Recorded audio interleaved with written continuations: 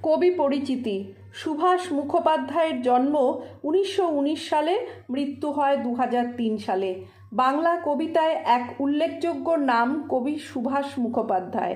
1940 সালে প্রকাশিত তার প্রথম কাব্যগ্রন্থ পদাতিক প্রকাশিত হয়। তার অন্যান্য কাব্যগ্রন্থগুলোর মধ্যে রয়েছে অগ্নিকোণ, চিরকুট, ফুল ফুটুক, যত দূরেই যাই, কাল মধুমাস, ছেলে গেছে বনে, জল সইতে প্রভৃতি। তিনি হাফিজ, নাজিম হিকমত ও পাবলো নেরুদার কবিতা অনুবাদ করেছেন। সাহিত্যে অবদানের জন্য তিনি জ্ঞানপীঠ পুরস্কার লাভ করেন। তার গদ্য রচনার দৃষ্টান্ত কাঁচাপাকা, ঢোলগোবিন্দের আত্মদর্শন প্রভৃতি গ্রন্থে ছড়িয়ে রয়েছে। পাঠ্য রচনাংশটি তার নারদের ডায়েরি নামক বইয়ের মরশুমের দিনে রচনার অংশবিশেষ। একের দাগের প্রশ্নটি হল, সুভাষ মুখোপাধ্যায়ের লেখা প্রথম কাব্যগ্রন্থটির নাম কি? উত্তর হবে, সুভাষ মুখোপাধ্যায়ের লেখা প্রথম কাব্যগ্রন্থটির নাম পদাতিক। একের দুইয়ের প্রশ্নটি হল, তার লেখা একটি গদ্যের বইয়ের নাম লেখো। উত্তর লিখবে, তার লেখা একটি গদ্যের বইয়ের নাম হলো কাঁচাপাকা। দুইয়ের দাগের প্রশ্নটি হলো, নিচের প্রশ্নগুলোর একটি বাক্যে উত্তর দাও। 2-1, ধান শব্দটি কোন শব্দ থেকে এসেছে? উত্তর হবে, ধান শব্দটি ধন শব্দ থেকে এসেছে। 2-2, অগ্রহায়ণ বলতে কি বোঝায়? উত্তর লিখবে, আগে বছর আরম্ভ হতো অগ্রহায়ণে, হায়ন মানে বছর, অগ্রহায়ণ মানে বছরের গোড়া। 2-3 দাগের প্রশ্নটি হলো, এদেশের সমস্ত পালা পার্বণ, আনন্দ উৎসব এসবের মূলে কি রয়েছে? উত্তর লিখবে, এদেশের সমস্ত পালা পার্বণ, আনন্দ উৎসবের মূলে রয়েছে চাষবাস। 2-4, বসুধারা ব্রত কোন ঋতুতে হয়? উত্তর হবে, বসুধারা ব্রত গ্রীষ্মকালে হয়ে থাকে। 2-5, মেঘকে নামাবার জন্য মেয়েরা দল বেঁধে ছড়া করে তাকে কি কি নামে ডাকে? উত্তর লিখবে, কালো মেঘা, ফুলতোলা মেঘা, ধুলোট মেঘা, তুলোট মেঘা নামে ডাকা হয়। 3 দাগের প্রশ্নটি হলো, নিচের বিশেষ্য শব্দগুলোকে বিশেষণ এবং বিশেষণ শব্দগুলোকে বিশেষ্যে রূপান্তরিত করো। মফস্বল, বৎসর, খড়, ব্রত, বিস্তর, পর্বত, ঝড়। উত্তর লিখবে, মফস্বলের হবে মফস্বলী, সেটা বিশেষণ। বৎসরের হবে বাৎসরিক, এটাও বিশেষণ। খড় হবে খড়তা, এটা বিশেষ্য। ব্রত হলো ব্রতী, এটা বিশেষণ। বিস্তর হলো বিস্তার, বিশেষ্য। পর্বত হলো পার্বত্য, বিশেষণ। ঝড় হলো ঝড়ও, বিশেষণ। 4 দাগের প্রশ্নটি হলো, নিচের বাক্যগুলো থেকে শব্দ বিভক্তি এবং অনুসর্গ খুঁজে নিয়ে লেখো। 4-1, কেউ এসেছিল দোকানের জন্য মাল তুলতে। এখানে হবে দোকান যোগ এর হলো শব্দ বিভক্তি, আর জন্য হলো অনুসর্গ। 4-2, বৃষ্টির ঝমঝম শব্দে অন্য সমস্ত আওয়াজ ডুবে যায়। এখানে বৃষ্টি যোগ র, বৃষ্টির হলো শব্দ বিভক্তি, আবার হলো শব্দ যোগ এ শব্দ বিভক্তি, আর ডুব যোগ এ হলো শব্দ বিভক্তি।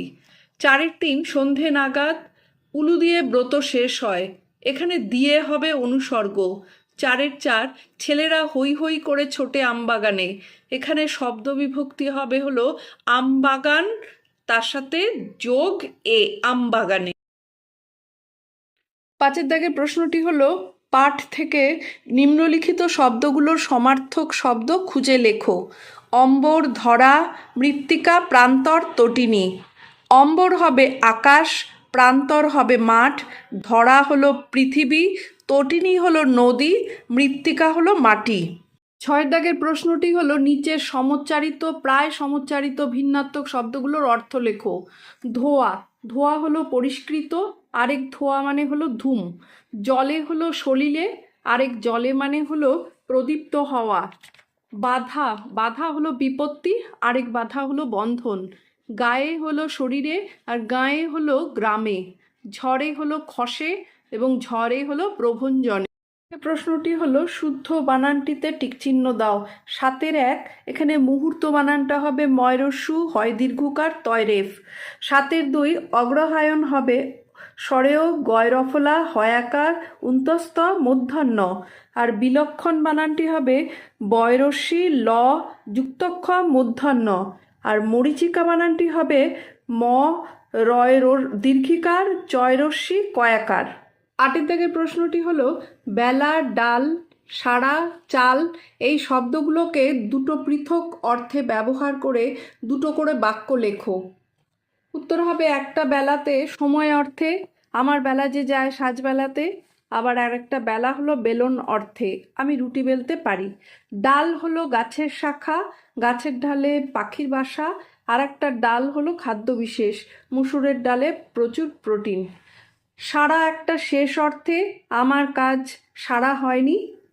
আর একটা সারা মানে সমস্ত, আমার সারা কাজ পড়ে আছে। চাল অর্থে খাবার চাল, ঘরে চাল বাড়ন্ত। আরেকটা চাল মানে হলো ঘরের ছাউনি, ঝড়ে ঘরের চাল উড়ে গেছে। 9 দাগের প্রশ্নটি হলো টিকা লেখো। মরীচিকা, বসুধারা, ব্রত, মেঘরানীর কুলো, ভাদুলী। মরীচিকা পূর্ণ প্রতিফলনের জন্য উষ্ণ মরুভূমি এলাকায় আর শীতপ্রধান দেশের মেরু অঞ্চলে দূরের বস্তু সম্বন্ধে যে দৃষ্টিভ্রম তৈরি হয় তাকে বলে মরীচিকা। বসুধারা চৈত্র সংক্রান্তি থেকে শুরু হচ্ছে সেই লোকায়ত বসুধারা ব্রত। গ্রীষ্মের চরম দাবদাহকে মাথায় রেখেই এই ব্রত পালন। গৃহাঙ্গনে রোপিত গাছগুলোকে সূক্ষ্ম জলের নিরবিচ্ছিন্ন ধারা দিয়ে বাঁচিয়ে রাখার এক লৌকিক আচার। ব্রত ব্রত হলো একটি সংস্কৃত শব্দ যার অর্থ ব্রত, সংকল্প, ভক্তি। এটি সাধারণত প্রিয়জনদের জন্য স্বাস্থ্য এবং সুখ কামনা করে প্রার্থনার সাথে করে থাকে। মেঘরানীর কুলো গ্রীষ্মের পর বর্ষা এলেও উপযুক্ত বৃষ্টি না হওয়ায় কুলো ও জলের ঘট নিয়ে মেয়েরা মেঘকে ডাকে, এরই নাম মেঘরানীর ব্রত।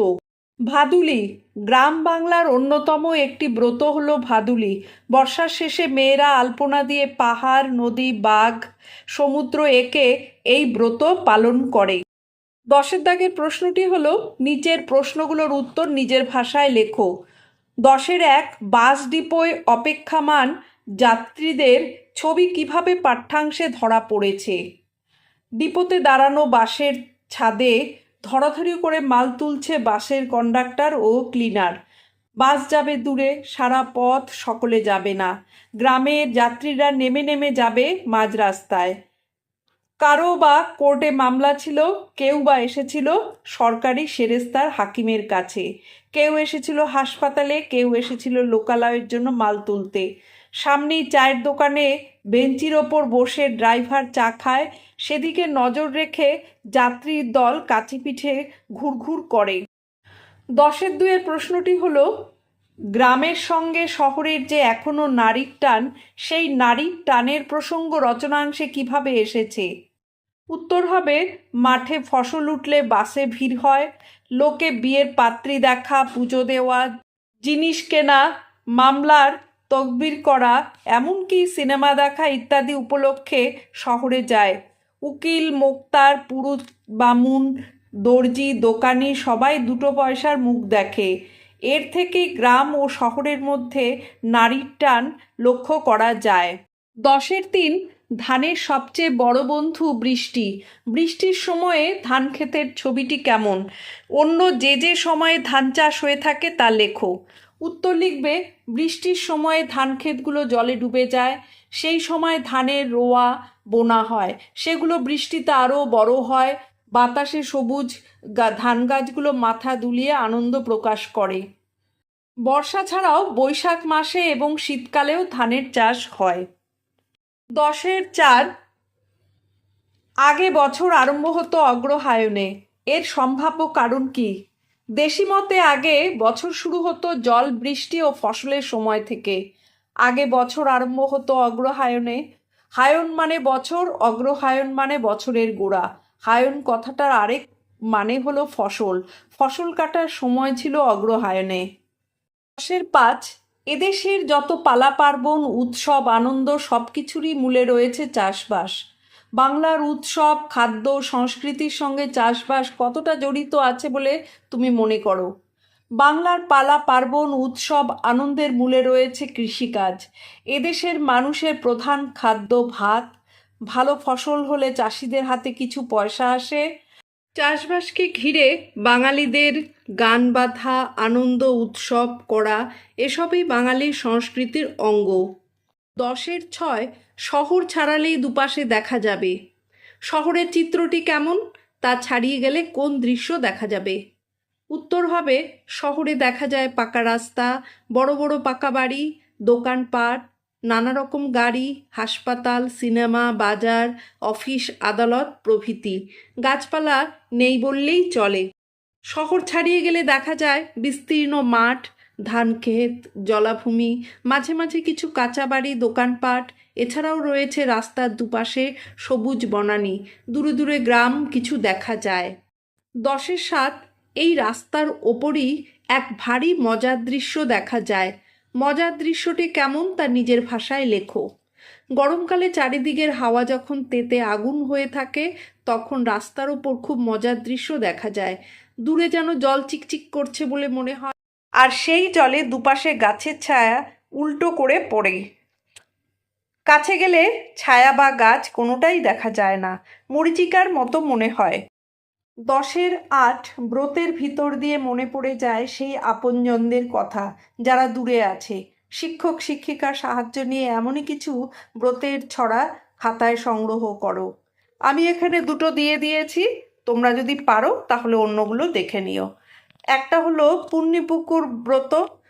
পূর্ণিপুকুর ব্রতমালা কে করে গো সকালবেলা, আমি সতী লীলাবতী, 7 ভাইয়ের বোন ভাগ্যবতী। ঘরে পুত্র মরবে না, ধান সে গোলায় ধরবে না, পুত্র তুলে স্বামীর কোলে, আমার মরণ হয় যেন এক গলা গঙ্গা জলে।